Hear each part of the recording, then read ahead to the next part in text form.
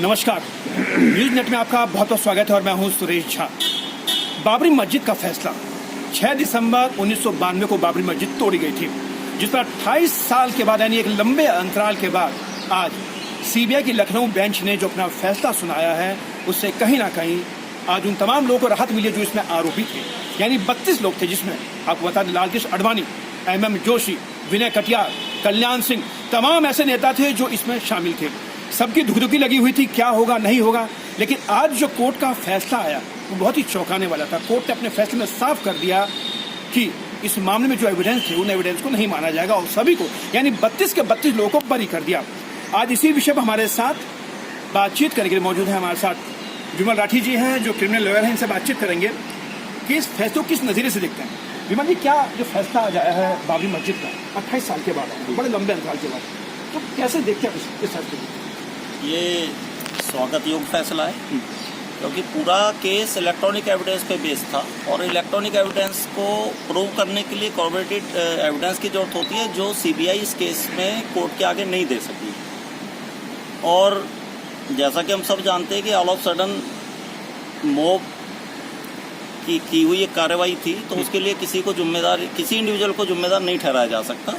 तो मेरी नज़र में कोर्ट का फैसला स्वागत योग्य है और देश में इस फैसले को लेके हर्ष है।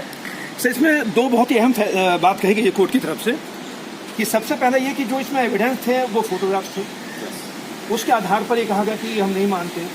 तो ये जो फोटोग्राफ्स है, वीडियो है, क्या ये वाकई परमिसिबल नहीं होते कोर्ट के अंदर? नहीं, आप केवल इलेक्ट्रॉनिक एविडेंस के बेस पर किसी को एक्यूज या गिल्टी प्रूव नहीं कर सकते। उसके लिए आपको सेकेंडरी एविडेंस चाहिए, जो इस केस में नहीं थी। या CBI has failed to prove his case. अच्छा सर, ये बताइए जलज जी की 28 साल के बाद फैसला आया, फैसले में क्या क्या बात कही आपने देखा होगा, क्योंकि आप भी इस मामले से जुड़े रहे हैं। क्या देखा आपने इसके में, क्या क्या आया इसके तरह? इसमें मेन जो कोर्ट का ऑब्जर्वेशन था वो यही था कि ये अचानक हुई एक प्रक्रिया थी। इसमें किसी भी इंडिविजुअल का कोई प्री प्लान रोल नहीं था, किसी भी प्रकार का दुराचार या किसी भी प्रकार की क्रिमिनल कॉन्स्पिरेसी नहीं थी। हजारों लोग एक जगह इकट्ठा हुए, उनके मन का जो भाव था, जो उनका आवेश था, ये आवेश में लिया गया एक भीड़ के द्वारा फैसला था, एक तंत्र के द्वारा लिया गया फैसला था, किसी भी व्यक्ति विशेष के द्वारा लिया गया फैसला नहीं था। इसीलिए माननीय अदालत ने सभी को बरी दी। सर, आप कानून के जानकार है, आपका मैं ध्यान एक तरफ इस केस में जोड़ता हूँ। इस केस में जो फैसले में कहा गया, इस फैसले में ये कहा गया है कि जो वीडियो एविडेंस है, जो फोटो एविडेंस है, उनको नहीं मानते। लेकिन सर, कई मामलों में देखा गया कि वीडियो एविडेंस और फोटो एविडेंस के जरिए ही सजा मिलती है। देखिए, ये केस टू केस वेरी करता है। अगर किसी इंडिविजुअल का कोई केस है, किसी व्यक्ति विशेष का कोई केस है, किसी हत्या का केस है, किसी अपहरण का केस है, तो उसमें वीडियो फुटेज को कंसीडर किया जा सकता है। लेकिन यहाँ पर क्योंकि एक भीड़ तंत्र का द्वारा कार्रवाई थी, तो इसमें ये वीडियो और इलेक्ट्रॉनिक मीडिया को इतनी ज़्यादा तवज्जो नहीं दी जा सकती। इसके लिए आपको ठोस सबूतों की ज़रूरत है और जो सीबीआई माननीय अदालत में पेश नहीं करती। सर, इस केस से कहीं ना कहीं सीबीआई को बहुत गहरा झटका लगा होगा, क्योंकि उनके खिलाफ फैसला आया।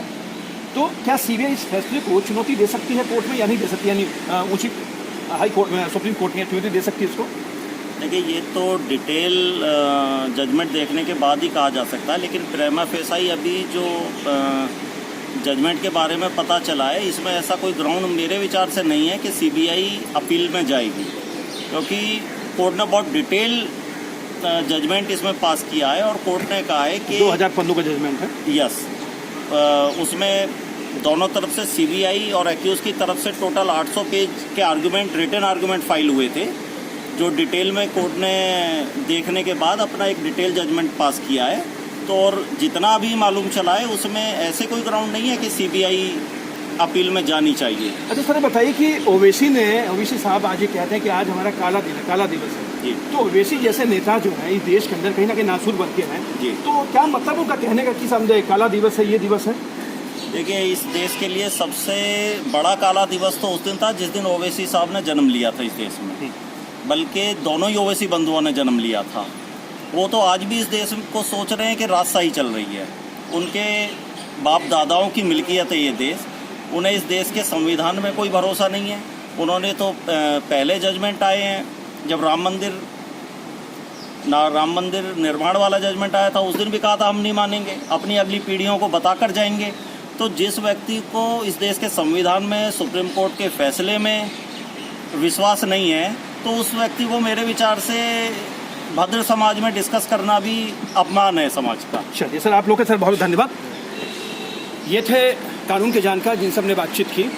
ओवैसी साहब कहते हैं कि जो आज बाबरी मस्जिद का जो फैसला है वो हमारे लिए आज काला दिवस है, और आज बाबरी मस्जिद के मामले में 28 साल के बाद फैसला सुनाया गया है कि इसमें जो तमाम जो 32 के 32 लोग थे सबको बाइज्जत बरी कर दिया गया। तो एक बहुत बड़ी जीत है, और जो तमाम जो इस पे जो दूसरा पक्ष था जो इस उम्मीद में था कि आज शायद इन लोगों को सजा होगी, क्या होगी, और जैसे ओवैसी जैसे लोगों को शायद इन्होंने राठी साहब ने जवाब भी दिया है, लेकिन कहीं ना कहीं आज का फैसला एक बहुत ही ऐतिहासिक फैसला है। कैमरा पर्सन राहुल के साथ सुरेश झा, न्यूज़ 9 दिल्ली।